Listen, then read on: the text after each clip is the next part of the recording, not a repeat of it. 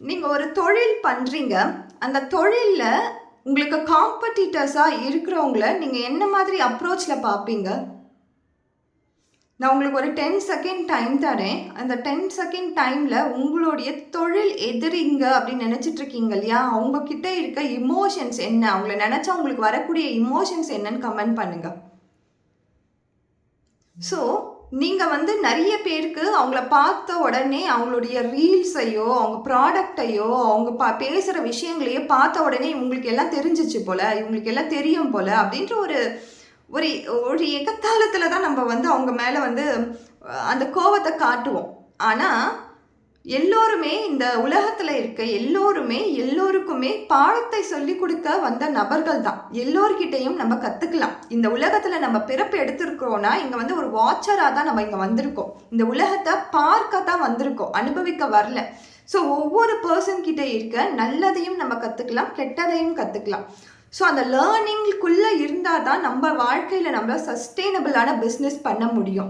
அந்த லேர்னிங்கே கிடையாது. நான் மற்றவங்கள பார்த்து பொறாம தான் படுவேன், மற்றவங்கள பார்த்து கோவம் தான் படுவேன், அவங்க பண்ணுற விஷயங்களில் தவறு தான் கண்டுபிடிப்பேன், மற்றவங்களுக்கு நான் நல்லது பண்ணவே மாட்டேன் அப்படின்னு நினச்சி நீங்கள் ஒரு பிஸ்னஸ் பண்ணிங்கன்னா எத்தனை வருடங்கள் ஆனாலும் எத்தனை நாட்கள் ஆனாலும் அதில் உங்களுக்கு க்ரோத்தே இருக்காது. நிறைய பெரிய பணக்காரர்கள், பெரிய முதலாளிகள் கற்றுக்கிட்ட ஒரு விஷயம் என்னன்னா, மற்றவங்க கிட்ட இருந்து கற்றுக்க வேண்டிய விஷயங்களை அவங்க கற்றுப்பாங்க.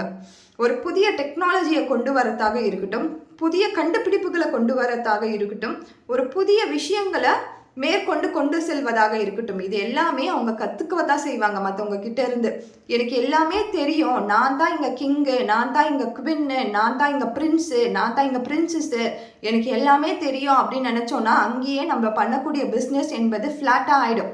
லைஃப் லாங் லேர்னிங் மட்டும்தான் நம்மளுடைய லைஃப்பில் இருக்கக்கூடிய நம்ம சூஸ் பண்ண ஒரு பிஸ்னஸை லைஃப் முழுக்க கொண்டு போகிறதுக்கான வாய்ப்புகளை உருவாக்கும். நம்மளுக்கு எப்போ நம்ம மனசில் நம்ம தலையில் ஒரு கணம் வந்துருச்சோ அப்போவே நம்மளுக்கு அங்கே அடி விழ ஆரம்பிச்சிடும். நம்ம எந்த அளவுக்கு கிரவுண்டடாக இருக்கிறோமோ, நம்ம எந்த அளவுக்கு மற்றவங்க கிட்டையும் சரி, நம்ம தொழில் செய்கிற எதிரிகள் கிட்டையும் அன்பையும் நேசத்தையும் காட்டுறோமோ அந்த அளவுக்கு யூனிவர்ஸ் நம்மளை வந்து நம்மளுக்கு கொண்டு செல்ல வேண்டிய இடத்திற்கு கட்டாயம் கொண்டு போயிடும்.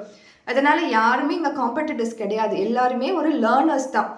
இங்கே வந்து எல்லாருமே கற்றுக்க தான் வந்திருக்கோமே கண்டி.